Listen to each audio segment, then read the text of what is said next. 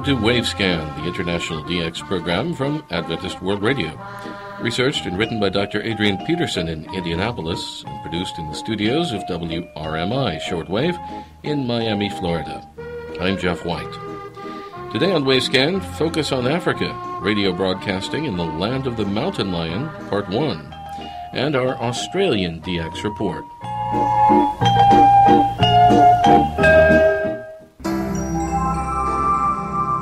Wavescan presents Focus on Africa, a year-long series of reports about shortwave broadcasting and listening on the African continent. As we mentioned previously here in Wavescan, we're planning to present many topics throughout this year 2013 as part of our project Focus on Africa. We would like to encourage the shortwave scene in Africa, broadcasting as well as listening in DX clubs. And our opening feature today is another interesting topic about radio broadcasting in one of the countries of Africa. The title for this feature is Radio Broadcasting in the Land of the Mountain Lion. And if you've already guessed this country as Sierra Leone, you would be correct. It was a Portuguese explorer, Pedro da Sintra, who visited coastal Africa in the year 1462, and he gave the name Sierra de Leão in Portuguese to this territory. Sometime subsequently, the territory name was changed to the Italian version, Sierra Leone, which means, of course, Lion Mountain. The country of Sierra Leone is located towards the bottom of the western bulge in the continent of Africa.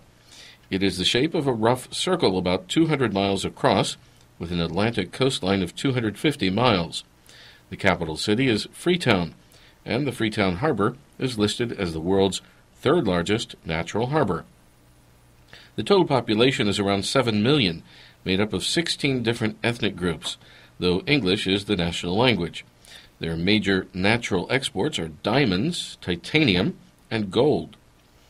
Somewhere around 500 BC, the earliest settlers to migrate into the area were African tribals, and 1,000 years later, this area became a major slave center for the Portuguese, Dutch, French, and British empires. However, on March 11, 1792, England established the colony of Freetown for freed slaves from the British Empire. 16 years later, the settlement was annexed as a British Crown colony.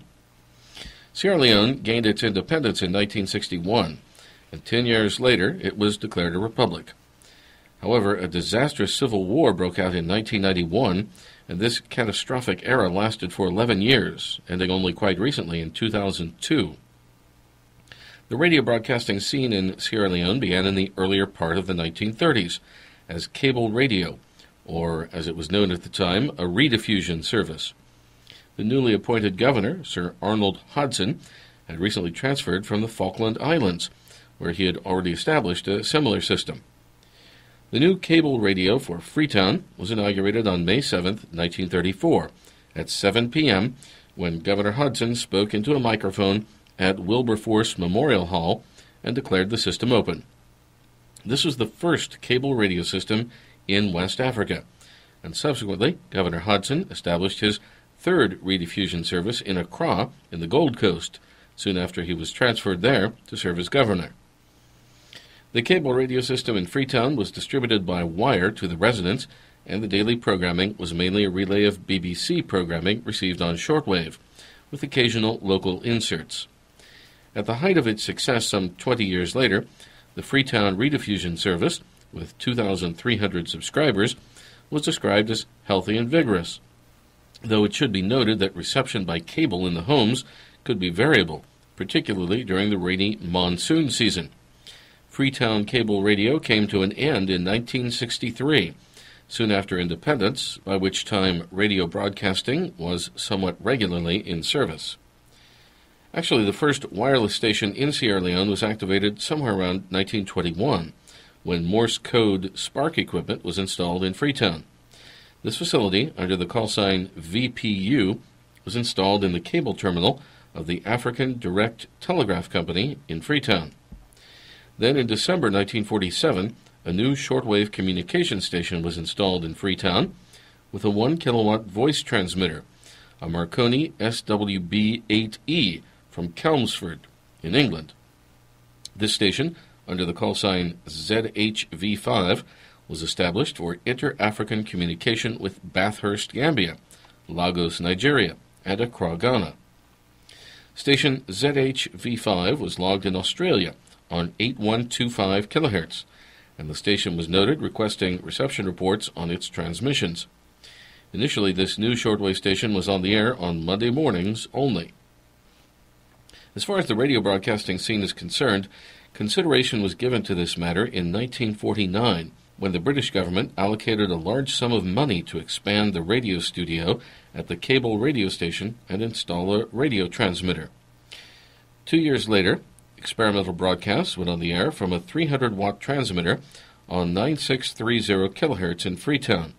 We could guess that this was in reality a series of test broadcasts from the communication transmitter ZHV. However, after a few weeks on the air, this radio broadcasting service was terminated in July 1951 due to lack of funding. 4 years later, another financial grant from London enabled the construction of a new radio studio at Pamba Road, New England, Freetown, together with a 5-kilowatt transmitter at Hill Station on the edge of Freetown. This new radio broadcasting service was inaugurated in 1956, with the station under the jurisdiction of the Government Public Relations Department, the studio and transmitter under the Posts and Telegraph Department, and programming mainly taken from large recorded discs from the BBC in London. Very soon after this station was inaugurated, with 5 kilowatts on the familiar 3316 kHz, it was heard in Sweden, for which a QSL letter was issued. At this stage, a radio man from England was installed as the director of broadcasting, and that's where we take up the story of radio broadcasting in Sierra Leone next time. For our national anthem today, let's listen to the anthem of Sierra Leone.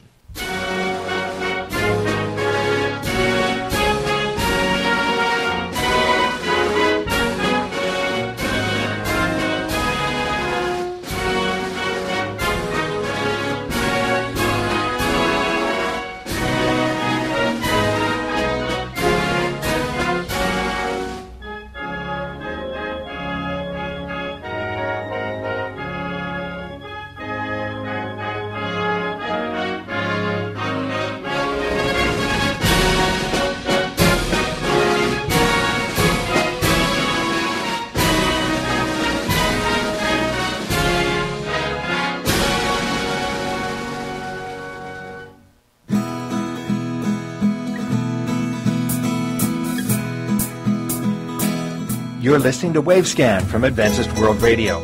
Send your comments and reception reports to Wavescan, Box 29235, Indianapolis, Indiana 46229 in the United States. That's Wavescan, Box 29235, Indianapolis, Indiana 46229 in the USA. Or you can email us at wavescan@awr.org. Our email once again, wavescan@awr.org.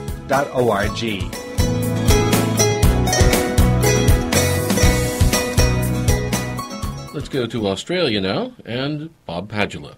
Greetings to shortwave enthusiasts around the world. This is Bob Padula in Melbourne, Victoria, Australia, with another edition of the Australian DX Report. These magazines provide news of shortwave broadcasting stations, monitoring summaries, propagation news, and other information concerning world international broadcasting.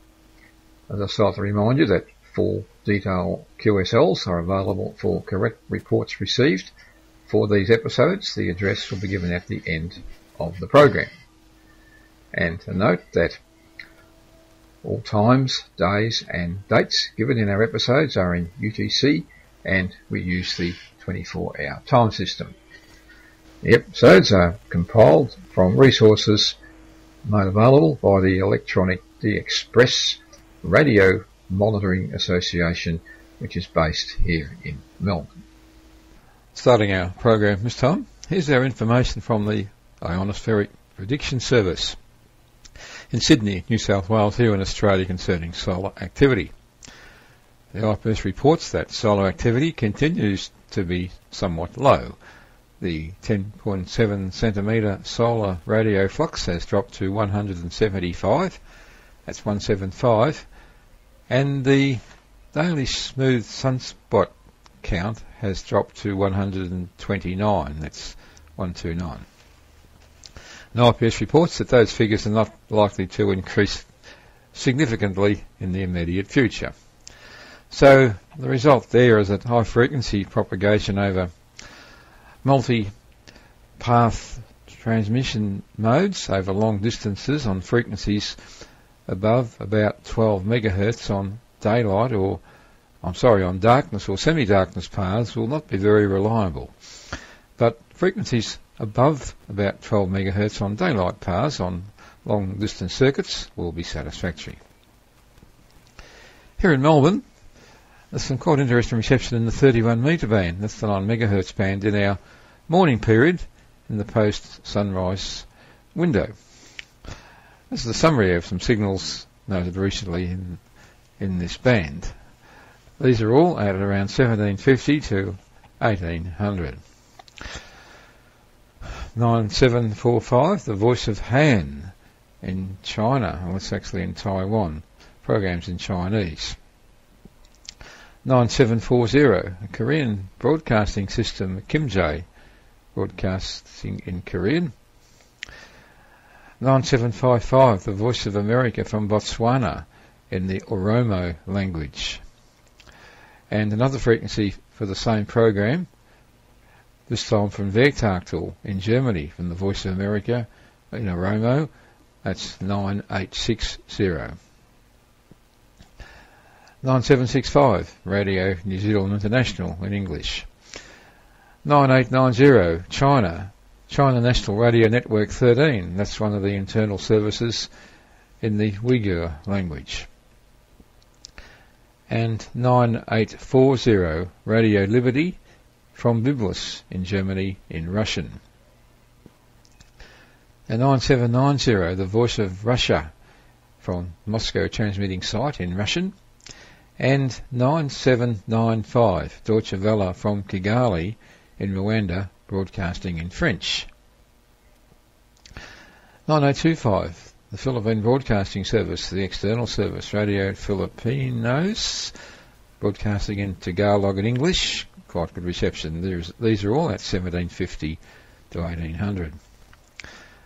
And just above, 9835, Radio Television Malaysia, broadcasting in Malay, relaying the domestic network. 9850, the Voice of the Islamic Republic of Iran in the Bosnian language. And 9860, I mentioned a moment ago, the Voice of America from Werktakel in Oromo. And another Voice of America frequency, 9880, this time from Botswana in Portuguese. And 9885, the Broadcasting Service of the Kingdom of Saudi Arabia, broadcasting in the Tajik language. And 9905, Radio Free Asia at Palau, broadcasting in Chinese. And 9915, the BBC, interesting transmitter usage on this frequency for its Arabic service, that's 1750. Two transmitters, one at Skelton in the United Kingdom, and the other one in Paranol from Cyprus. And 9925, the Bible Voice Broadcasting Service from Werktakel in Germany in the Persian language at 1750. So that was a summary of some signals noted recently in the 31 metre band here in Melbourne in our post-sunrise period between 1750 and 1800. And good reception from most continents, particularly from the darkness paths from Europe, Middle East, Africa. Now we continue our program with some news about international shortwave broadcasting stations who continue to make frequency changes as we move into the new transmission season. First of all, we have information concerning frequency changes from Germany, Deutsche Welle. All Chinese services from Deutsche Welle have been cancelled. No longer any shortwave from Deutsche Welle in Chinese. And these programs were on the air until January the 1st, between 1300 and 1330 on 9610 from the Singapore relay station, 1300 to 1400 on 11600 from Singapore, and parallel to 13700 from Dubai in the UAE. Now other frequency changes for Deutsche Welle. English 0500 to 0530 to Southern Africa. New frequency is 7425 from Ascension, and that replaces 9800 from Kigali. And the same frequency, 7425, same transmitting site, in Portuguese to Southern Africa, 0530 to 0600. Now frequency change for Radio Japan, NHK World Radio in Portuguese to South America, 2130 to 2200, the new frequency is 11960 from Monsignory, French Guiana, and that replaces 11880 to avoid interference from Radio Havana, Cuba, which also operates at that time in Portuguese. Now some frequency changes or frequency alterations for Radio Taiwan International. In the period from around midnight to 0400. Midnight to midnight 30 on 11655 in Vietnamese. Midnight to 0300 on 9660 in Chinese. Midnight to 0100 on 15440 in Cantonese and Hakka to Central America, and that program was actually from the Family Radio relay station in the USA. And another Family Radio relay frequency is 11565, 0100 to 0200 to South America in Spanish. Now 0100 to 0200 on 11875, Radio Taiwan International broadcasting in English, and 0200 to 0300 on 11995. Interesting frequency usage for Monsignory, French Guiana, South America in Spanish. And from 0300 to 0400 on 15320 from Taiwan in English, and the same frequency, 0400 to 0500 in Cantonese and Hakka. So some frequencies there for Radio Taiwan International, which is making use of a small number of overseas relays to augment its transmissions to international audience. Continue now with some more monitoring observations, again in the 31 metre band, the 9 megahertz band, made here in Melbourne recently, again in our morning period, this time in the post-sunrise window between 1800 and 1830, and these were some of the signals noted in that time period. 9815, the BBC from Cyprus, broadcasting in Somali. 9835, Radio Television Malaysia, from broadcasting in Malay and relaying the national network. 9870, the broadcasting service of the Kingdom of Saudi Arabia, broadcasting in Arabic. 9880, Voice of America from Botswana in Portuguese. 9905, Radio Free Asia from Tinian in the Marianas Islands in Chinese. 9925, Bible Voice Broadcasting Service continuing past 1800 from Wettertal in Germany, broadcasting in African languages. Another interesting frequency noted recently in our mornings has been 11730 in the 25 metre band. This is the Radio Belarus external service from Minsk. Programs in German between 1900 and 1930. And a note about Deutsche Welle, as well as abandoning the Chinese services, the station has also made cutbacks to its English language programs. One of these programs which still survives is 0500 to 0530 on 11800 from Kigali in Rwanda, and 0530 to 0600 on 9800 from Kigali, and again from 0800 to 0830 on 17710 also from Kigali.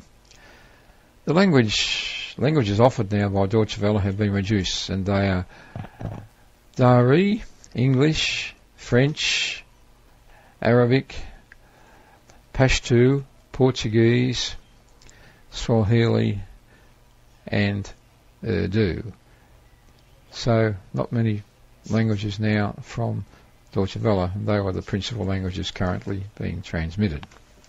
So Radio Deutsche Welle is continuing to reduce some of its transmissions, and it's not only reducing, it's abandoning some language segments. And that's all we have time for in our episode of the Australian DX Report, which came to you from Melbourne in Victoria, Australia. I'd just like to remind you that we offer full detail QSL cards showing Australian scenes and wildlife for correct reports received for these broadcasts. We also offer an email QSL service for reports sent by the internet or email. Full details about the QSL service are available at the Electronic DXpress homepage, which is simply edxp.org. So until our next program, this is Bob Padula in Melbourne in Victoria, Australia, wishing you all good listening. Thanks for being with us, and good DX. See you soon. Thanks very much, Bob. You're listening to Wavescan from Adventist World Radio. 2 hurricanes at the end of October last year struck heavily populated areas in the United States and India, causing disastrous damage and hundreds of deaths. Hurricane Sandy came ashore on the eastern coast of the United States, and it's described as the largest hurricane ever to strike North America. This massive weather pattern covered more than 1/3 of the continental U.S., reaching from the eastern seaboard well into the Midwest state of Illinois. In India, at the same time, another hurricane, or strictly speaking a cyclone, struck the central east coast of the Indian subcontinent. Cyclone Neelam also caused widespread damage in an area that periodically suffers the onslaught of these massive windstorms. Jos Jacob, VU2JOS, reporting from the National Institute of Amateur Radio in Hyderabad, states that All India Radio on both medium wave and shortwave provided special radio coverage during the emergency. He states that AIR Hyderabad, with 200 kilowatts on 738 kilohertz medium wave and 50 kilowatts on 4800 kilohertz shortwave, provided emergency coverage, as did Vijayawada, with 100 kilowatts on 837 kilohertz, and Vishakhapatnam, also with 100 kilowatts on 927 kilohertz. Jos Jacob also states that AIR Chennai operated 4 medium wave channels and local shortwave with their own diesel generators, but the international shortwave service with 100 kilowatts on 7270 kilohertz was off the air. The New York medium wave station WINS with 50 kilowatts on 1010 kilohertz was off the air due to equipment damage, and they invited listeners to tune to sister station WCBS on 101.1 megahertz for their storm coverage. However, as Net News stated, the emergency programming was heard actually on station WXRK on 92.3 megahertz FM. New York's medium wave giant WNYC was also silenced when the transmitter area was flooded and the emergency programming was transferred to an FM channel. Radio World reported that medium wave WOR, with studios in New York and transmitter in a low-lying area near Rutherford, New Jersey, remained on the air with the usage of its emergency power generator. The water flood line came very close to the transmitter building. Several news reports tell of the loss of the sailing ship Bounty, a movie replica of the original HMS Bounty of Pitcairn Island fame. The modern replica was around 90 miles out at sea off the coast of North Carolina. 17 crew members were rescued by Coast Guard helicopter, but the captain and one crew member were lost when the ship sank. Robert Wilkner in Florida reported that he heard several area-wide radio stations on the air with weather reports and emergency updates at the time of Hurricane Sandy. Some of the stations he heard were Bahamas ZNS-3 with 1 kilowatt on 810 kilohertz, and ZNS-1 with 8 kilowatts on 1540 kilohertz, with evacuation orders and shelter information. Puerto Rico, WKAQ, with 10 kilowatts on 580 kilohertz, with weather bulletins. Bahamas communications stations at 3 different locations on 4045 kilohertz, with weather reports and emergency storm information. And the Key West communications station on 7268 kilohertz from here in Florida with storm information. The New Zealand DX Times reports that the founder of the world's most remote radio broadcasting station turned 90 back last December. He is Steve Grimsley, VK2ZP, and he lives in the Australian town of Bennelong in New South Wales. Back in 1961, Grimsley established the medium-wave radio broadcasting station KOLD at Wilkes Base in Antarctica, and it's still on the air to this day, though now on FM 102.5 megahertz.